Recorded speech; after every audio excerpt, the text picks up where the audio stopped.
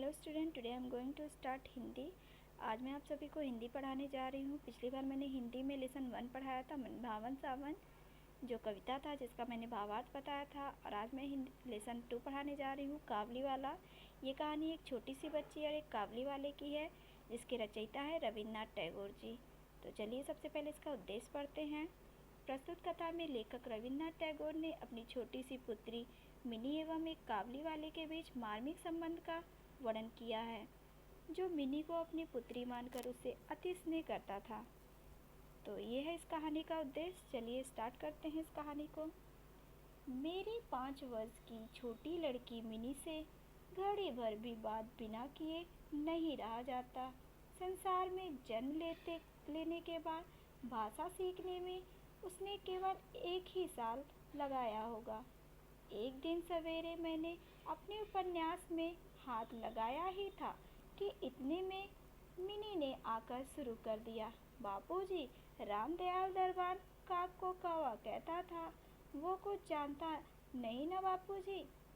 दुनिया की भाषाओं की विभिन्नताओं के विषय में मेरे कुछ कहने से पहले ही उसने दूसरा प्रसंग छेड़ दिया। देखो बाबूजी, भोला कहता था, आकाश में हाथी सूर से पानी फेंकता है, इसी से वर्षा होती है। अच्छा बापूजी, भोला झूठ मूठ को बहुत बकता है। मैंने कहा, मिनी तू जा भोला के साथ खेल जाकर, मुझे अभी काम है। अच्छा। मेरा घर सड़क के किनारे पर था। एक दिन मिनी खेल छोड़कर खिड़की के पास दौड़ी गई और बड़ी जोर से चिल्लाने लगी, काबली वाला, ओ काबली वाला। मिनी के चिल्लाने पर ज्यों ही काबली मेरे मकान की तरफ आने लगा, त्यों ही वह भीतर की ओर चली गई। फिर उसका पता ही न लगा कि वह कहाँ गायब हो गई। उसके मन में एक अंधविश्वास सा बैठ गया था कि उस झोली के अंदर तलाश करने पर उस जैसी और भी 2-4 जीती जागती लड़कियां निकल गई हैं। इधर काबली ने आकर मुस्कुराते हुए मुझे सलाम किया और खड़ा हो गया। मैंने उससे कुछ सौदा खरीदा। फिर वह बोला, बाबू साहब, तुम्हारा लड़की कहाँ गई? मैंने मिनी के मन से बेकार का डर दूर करने के इरादे से उसे भीतर से बुलवा लिया। वह मुझसे बिल्कुल सटकर काबली के मुंह और झोली की तरफ संदिग्ध दृष्टि से देखती हुई खड़ी रही। काबली ने झोली में से किशमिश और खुबानी निकाल कर देना चाहा, पर उसने कुछ भी न लिया और दूने संदेह के साथ मेरे से चिपक गई। काबली वाले से उसका पहला परिचय इस तरह रहा। कुछ दिन बाद एक दिन सवेरे किसी जरूरी काम से मैं बाहर जा रहा था। देखा तो मेरी दुहिता दरवाजे के पास बेंच पर बैठी हुई काबली से खूब बातें कर रही है और काबली उसके पैरों के पास बैठा बैठा मुस्कुराता हुआ सब ध्यान से सुन रहा है।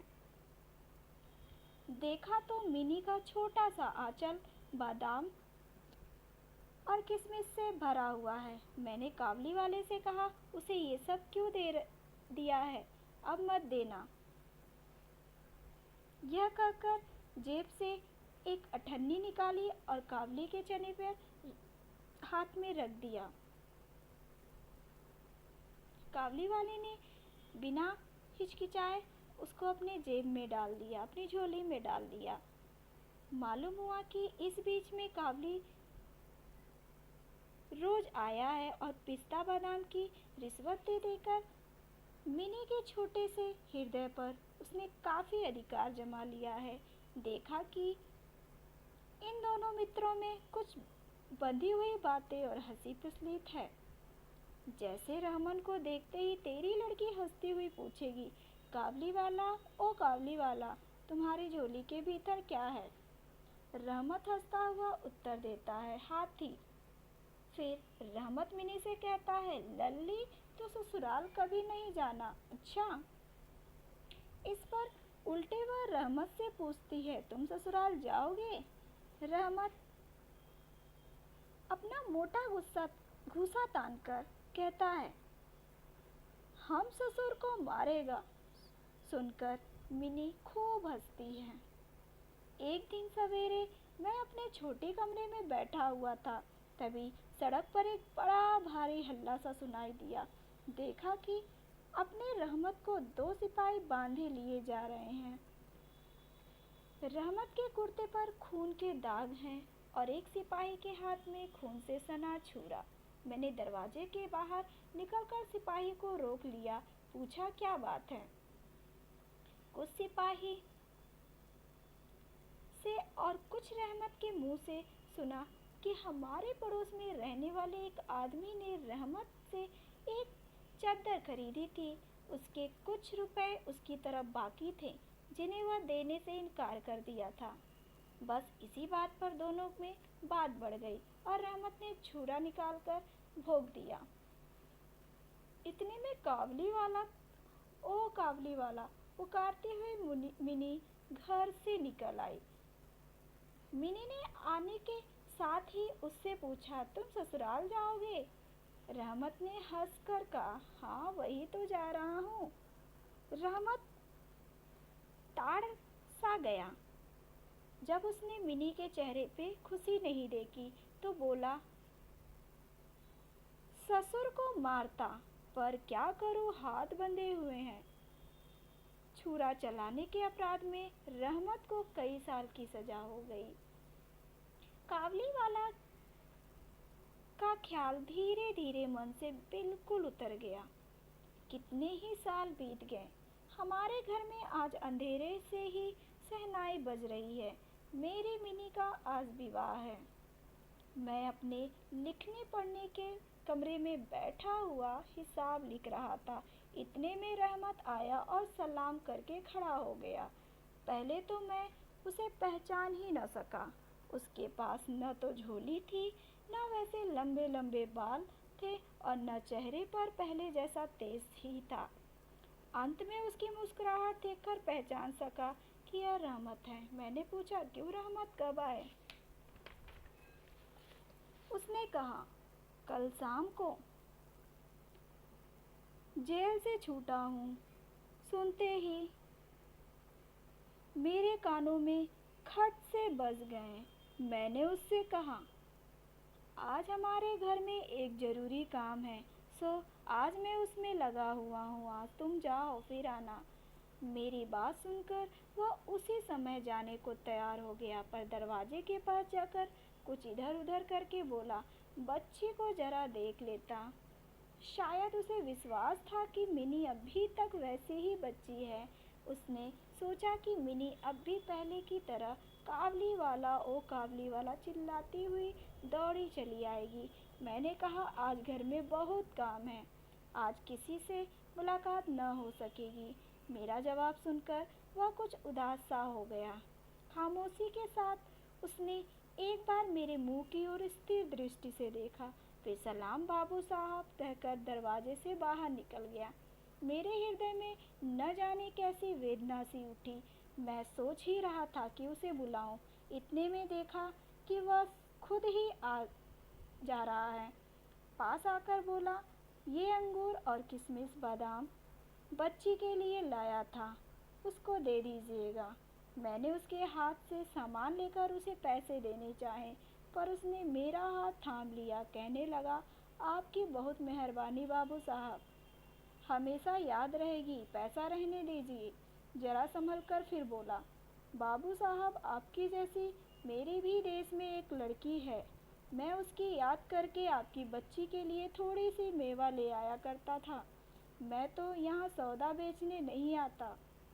मेरी आंखें भर गई और इस बात को मैं भूल ही गया कि वह एक काबली मेवा वाला है और मैं एक उच्च वंश का रईस हूँ। तब मैं अनुभव करने लगा कि जो वह है वही मैं हूँ। वह भी बाप है, मैं भी बाप हूँ। मैंने उसी समय मिनी को बाहर बुलवाया। विवाह की पूरी पोशाक और जेवर गहने पहने हुए बेचारी मिनी शर्म के कारण सिकुड़ी हुई सी मेरे पास आकर खड़ी हो गई। उसे देखकर रहमत पहले तो सकपका गया। पहले जैसे बातचीत करते समय उससे न बना। बाद में हंसता हुआ बोला, लल्ली, सास के घर जा रही हो क्या? मिनी अब सास के मायने समझने लगी है, इसलिए अब उससे पहले की तरह उत्तर देते न बना। रहमत की बात सुनकर लज्जा से उसका मुंह लाल हो उठा। उसने मुंह फेर लिया। मिनी के जाने के बाद रहमत एक गहरी सांस लेकर जमीन पर बैठ गया। शायद उसकी समझ में यह बात एकाएक स्पष्ट हो गई कि उसकी लड़की भी इतनी दिनों में बड़ी हो गई होगी। इन 8 वर्षों में क्या हुआ होगा कौन जाने। मैंने कुछ रुपयों के नोट निकालकर उसके हाथ में दे दिए और कहा, रहमत, तुम आज अपने देश चले जाओ, अपनी लड़की के पास। तुम दोनों के मिलन सुख से मेरी मिनी भी सुख पाएगी।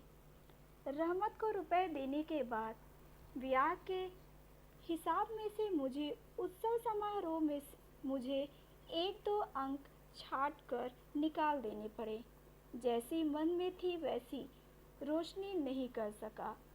अंग्रेजी बाजे भी नहीं आए। घर में औरतें बड़ी नाराजगी दिखाने लगी।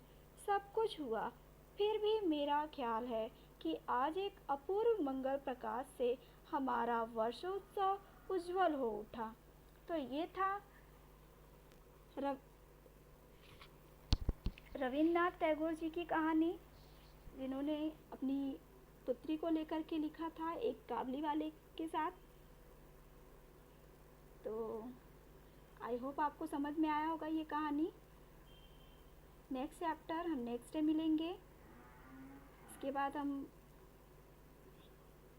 नेक्स्ट कहानी के साथ मिलते हैं। तब तक के लिए ओके।